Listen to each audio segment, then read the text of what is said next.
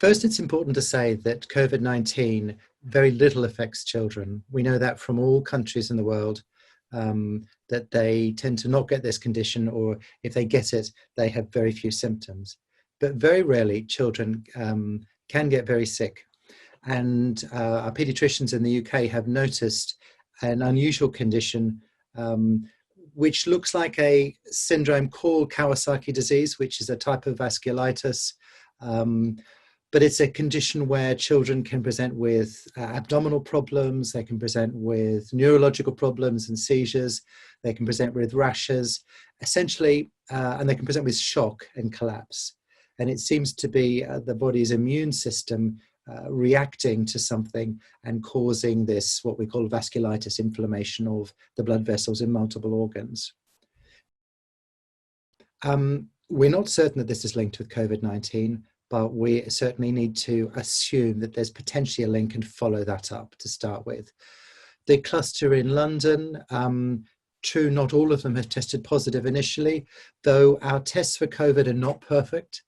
And it's certainly known that children can test negative at one stage and then test positive from a different body fluid slightly later.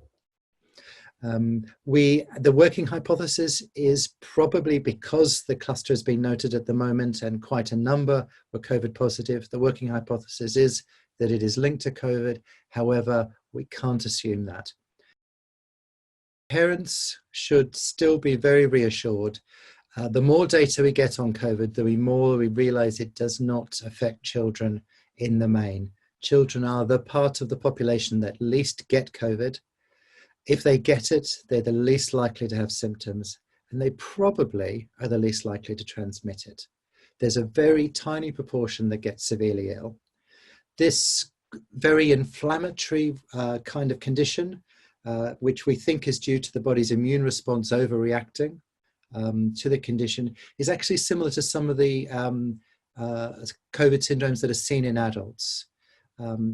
COVID doesn't appear just to be a respiratory condition, but as often it's a multi-system condition where the body's immune response actually causes many organs to fail and cause problems. So, there's a logic to that link.